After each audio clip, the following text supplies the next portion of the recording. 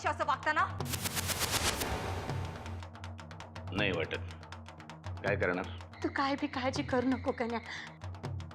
अरे माझा विठोबा दिलाय मी तिच्या सोबत. आता तोच तिचं रक्षण करील. पोरगी तापाने फणफणली. काही प्रश्न माझ्या मनात उरतायत. मग बोल ना तू, बोल. आत्याबाई, मला नरसिंहरावांशी थोडं बोलायचंय. बोल ना तू, बोलून घे. पण मला खात्री आहे तो एक शब्दही बोलणार नाही. पण तुला तुझ्या सगळ्या प्रश्नांची उत्तरं मिळतील. आता त्यांच्यासमोर बोलता येईल की नाही इथपासूनच शंका आहे. खरंच या घरावर तुझे केवढे उपकार आहेत तुला कल्पना नाही आहे. थांब हं.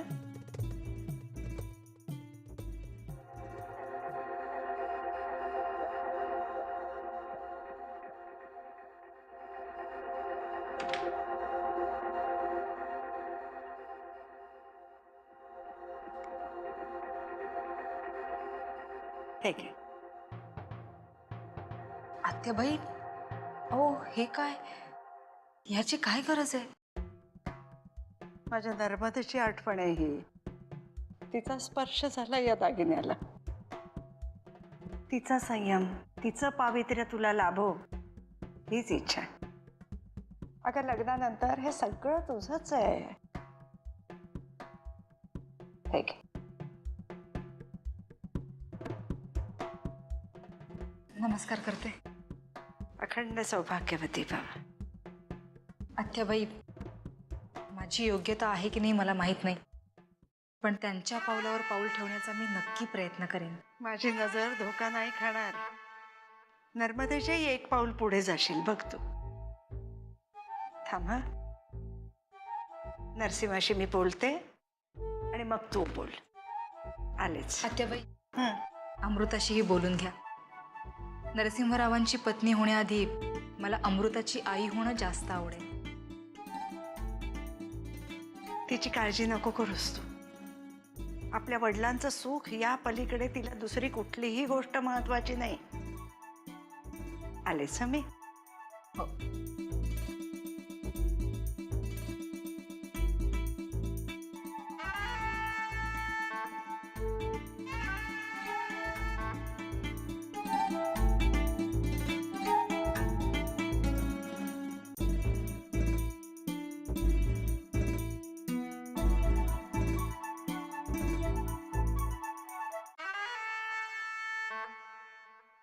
हे बघ, ही पेज पी. पेज पी, तुला जरा बरं वाटेल. आणि आज कुठल्याही कामाला हात लावायचा नाही, कळलं? P P page P.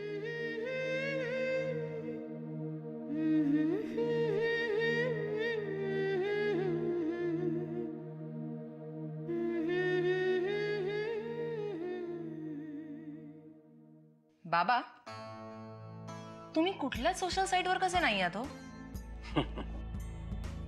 कसल्या सोशल साइट्स? तुमच्या पिढीचे कट्टे आहेत ते कट्टे.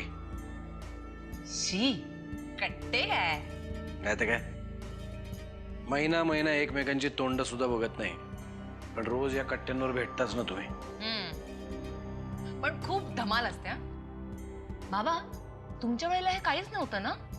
मग तुम्ही भेटायचात कसे? आमच्या वेळेला कम्प्युटर्स नव्हते, मोबाईल्स नव्हते, टीव्ही सुद्धा नव्हता. मग तुम्ही जगायचात कसे? खूप मजेत. मोबाईल्स नव्हते तरी भेटायला कधी उशीर नाही व्हायचा. SMS MMS नव्हते तरी मैत्रीत कधी दुरावा नाही यायचा. बाबा, एक विचारू? म्हणजे मी असं ऐकलंय की तुमच्या काळात मुलगा मुलीला कबूतर पाठवून प्रपोज करायचा. खरंय? अगं, मी काही अकबर बिरबलाच्या काळातला किंवा नल दमयंतीच्या काळातला नाही. आमच्या काळी आम्ही पत्राने कम्युनिकेट करायचो. तुम्ही आईला कसं प्रपोज केलं होतं? तुझ्या आईला माझ्यासाठी कृष्णा आत्याने प्रपोज केलं होतं.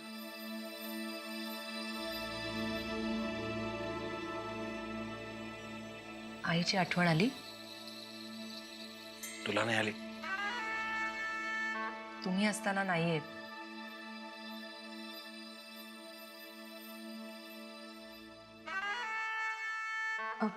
मला आत्याबाई साहेबांनी बोलायला पाठवलं होतं. हां हां या ना तुम्ही या. अमृता बाळा, मला जरा बोलायचं आहे यांच्याशी. Please excuse me. ओके. बाबा, नवीन पीए आहे, चिकणी आहे.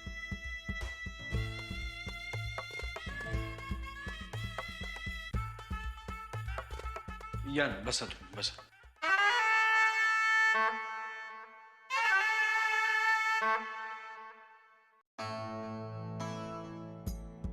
मला मान्य आहे, या वयात माझा लग्नाचा विचार कदाचित तुम्हाला विचित्र वाटेल. नाही, अजिबात नाही. आत्याबाई साहेबांनी सांगितलंय म्हटल्यावर त्यामागे नक्कीच काहीतरी कारण असेल. खरं तर हे कारणही मला जाणून घ्यायचं नाहीये. मलाही तुमच्यापासून काही लपवण्यात स्वारस्य नाही. काही गोष्टी योग्य वेळीच कळलेल्या चांगल्या असतात. ती योग्य वेळ कधीच नाही आली तरी माझी काहीही तक्रार नाहीये. फक्त माझी एकच विनंती आहे,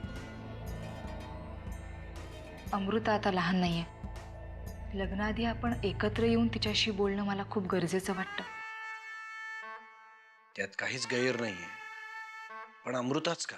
तसं या घरामध्ये अजून खूप मंडळी आहेत, पण माझ्या येण्यामुळे अमृतावर जो फरक पडेल तो बाकी कुणावर पडणार नाही. अगदी पडणारच नाहीये असं नाही. थोडीशी कुरबुर, थोडासा विरोध होईलच. त्या विरोधाकडे मी दुर्लक्ष करू शकेन जर तुम्ही माझ्या मागे खंबीरपणे उभे असाल तर. मी अजूनही नक्की सांगू शकत नाही मी या सगळ्याला कसा रिॲक्ट होईन. राहिला प्रश्न तुमच्या मागे खंबीरपणे उभा राहण्याचा, तर त्याची तुम्ही चिंता करू नका. बस एवढंच बोलायचं होतं मला. त्यासाठीच मी तुमच्याशी बोलण्याची परवानगी घेतली होती. येते मी. एक मिनिट.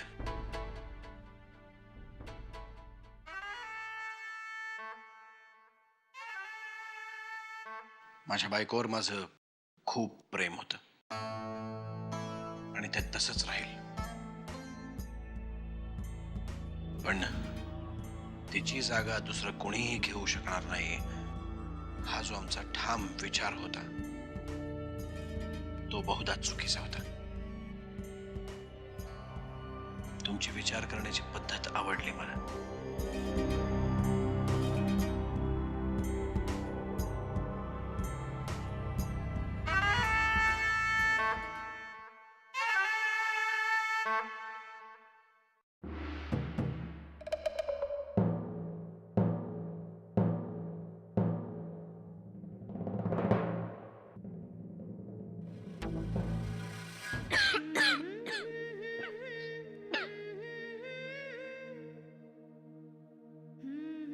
अगं पोरी, मी तुला काय सांगितलं होतं?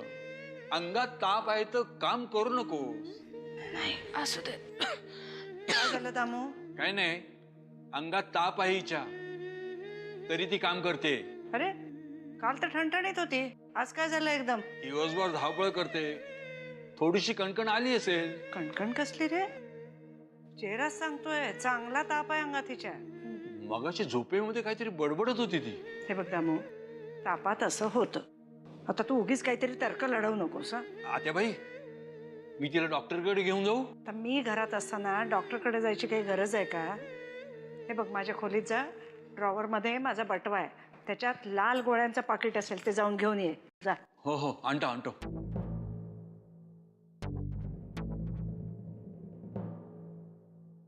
काय ग, त्रास होतोय फार? नाही नाही.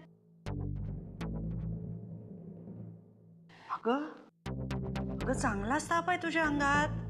हा अगं, असं रडायला काय झालं? आणि एवढ्याशा तापाने रडतात का कोणी? आत्ता 2 गोळ्या घेतल्यास ना की लगेच बरं वाटेल बघ तुला. गावाला सुद्धा लागशील माहितीये. असं रडायचं नाही काय. मी आहे ना इथे. मी सांगितलंय ना तुला.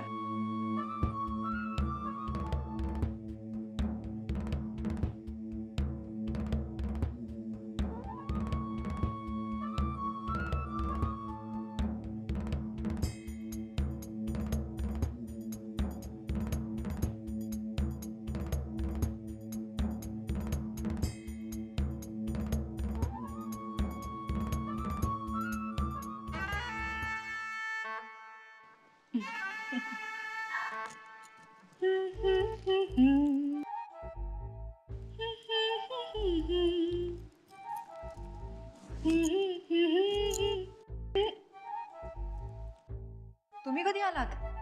वर्षानुवर्ष मी इथंच आहे. काना मागून येऊन तिकट कोण झाली? तुमच्या बांधावर लावलेली मिरची आहे नाही, मग धन्यालाच कशी तिखट लागेल? या आनंदाच्या भरात गाणं गुणगुणणं बंद करा आणि त्या जानकीचा विचार करा. काय हो, एका परकरी पोरीला सांभाळता येत नाही होय तुम्हाला? तिच्या जागी नोकर असताना तर केव्हाच त्याचे तुकडे करून मागच्या विहिरीत फेकून दिला असता. अहो, अगदी एवढं नको. दुसरा कुठला तरी पर्याय शोधूया ना आपण. सगळ्या पर्यायांचा विचार करून झाला, काय करायचं तेच सुचत नाही मला.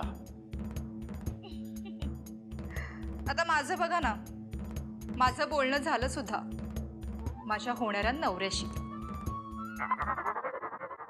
दादाशी बोललीस तू? मग मी घाबरते का काय कुणाला? नुसती बोलले नाही, त्यांचं मनही जिंकून आले मी.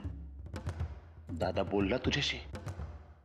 हो, नर्मदेची उणीव तूच भरू शकतेस असं सुद्धा म्हणाले ते. चाललंय काय या घरात?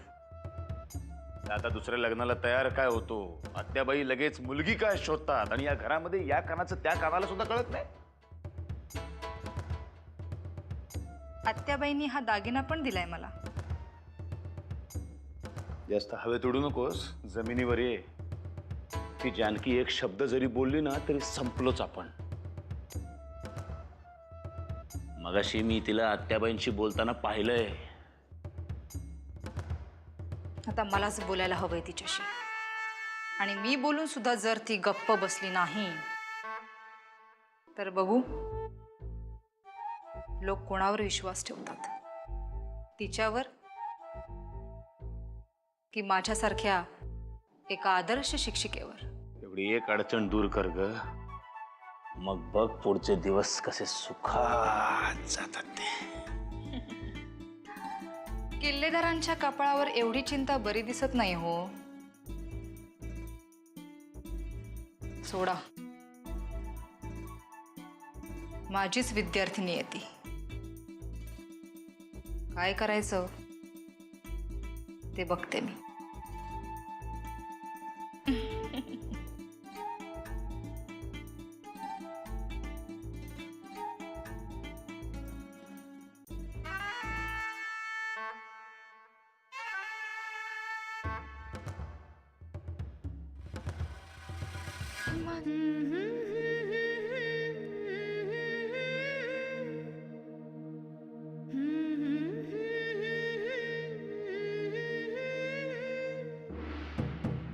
झाली का तुझी सकाळ? बघतेस काय अशी? चल कामाला लाग. आणि जरा पटपट हात चालव. का हवी त्या दिवशी सारखी एक? काय काय चाललंय? तू का हात धुवून तिच्या मागे लागतेस ग? जरा तिच्या चेहऱ्याकडे बघा, किती उल्हास दिसतोय. अगं तुझ्या समोर बिचकतीये ती. किती आरडाओरडा करतेस तू पण. बोला, तुम्ही तिच्या समोर मला बोला, म्हणजे 4 दिवसांनी ही पण तोंड उघडेल. जरा बघ तिच्या चेहऱ्याकडे. ही तुला उलटून काही बोलेल असं तुला वाटतं का? जानकी, काय झालं ग? अगं ताप आहे तुला? कधीपासून आहे? सकाळी होता, पण आत्याबाईंनी औषधं दिली आहेत. मग काम कशाला करतेस? जा जाऊन विश्रांती घे जा. आता मोलकणीशी कसल्या कान गोष्टी करताय? अहिल्या आजारी आहे ती. काम करण्याचं मी तिला निमंत्रण दिलं नव्हतं आणि चांगली ठणठणीत तर दिसते. तू स्वतः जेव्हा आजारी असतेस ना तेव्हा स्वतःच्या अंगावरचं साधं पांघरून बाजूला करत नाहीस तू. माझ्यावर ओरडू नका. ती मोलकणीचं नशीब घेऊन जन्माला आली आहे, हा काही माझा दोष नाहीये. अहिल्या अहिल्या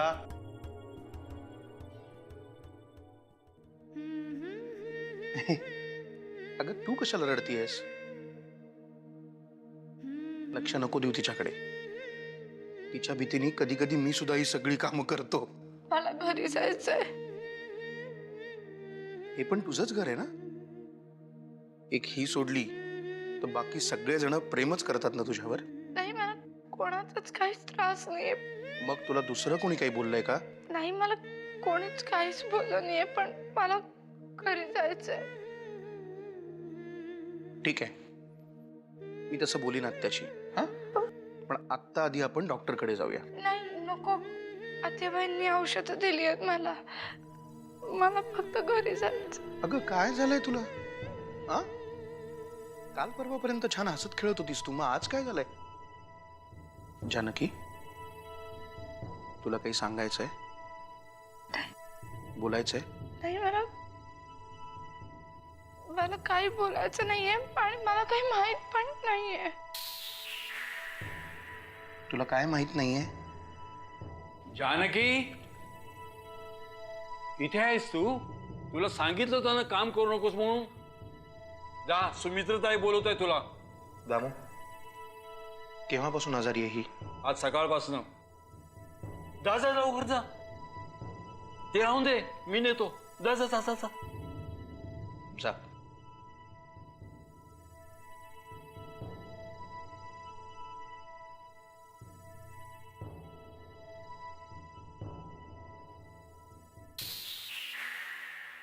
सुमिताई, बोलवलं? काही काम होतं का? का ग? काही काम असेल तरच बोलवते का मी तुला? नाही, तसं नाही, पण दामू काका म्हणाले लगेच बोलवलंय म्हणून. अगं दामू काकाच मला सांगत होते तुला बरं वाटत नाहीये म्हणे. काय झालंय? मला खूप एकटं एकटं वाटतंय. मी असताना तुला एकटं एकटं वाटतंय? हं? आपल्या घरातले सगळे तुझ्यावर किती प्रेम करतात, हो की नाही? काय झालं? सुमिताई, मला तुला काहीतरी सांगायचंय. मी तुझं सगळं ऐकून घेईन, पण त्याआधी आपण दोघी ना मस्त चहा पिऊया. चहा हवाय का? मी बनवून आणते. हा, ए, बरं वाटत नाहीये ना तुला? इथेच उभी राहा. आज चहा मी करून आणते. आपल्या गावी मिळतो ना तसा. हा, कडक मारामारी चहा.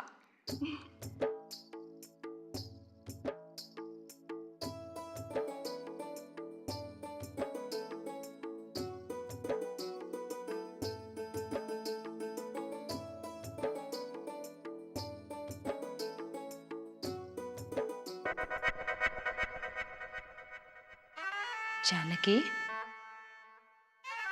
बाळा तुला बरं वाटत नाहीये म्हणे?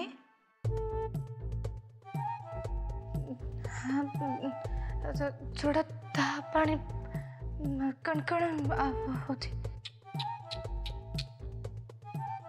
कसं असतं ना बाळा, रात्री जर विचित्र स्वप्न पडली ना तर तो माणूस दुसऱ्या दिवशी आजारी पडतो. तुला विचित्र स्वप्न पडलं का काल रात्री? मी काय नाही पाहिलं. बाळा, जरी तू पाहिलं असतंस ना तरी आम्हाला काही फरक पडला नसता. फरक तुला पडला असता, तुला आणि तुझ्या घरच्यांना. माझ्या घरच्यांना म्हणजे? परशुराम साहेब आहेत ना, त्यांना माहिती आहे तुझे घरचे कुठे आहेत ते. माझे आई बाबा कुठे आहेत? कुठेही असतील, ते जिथे आहेत तिथे त्यांना सुखरूप ठेवणं आता तुझ्या हातात आहे.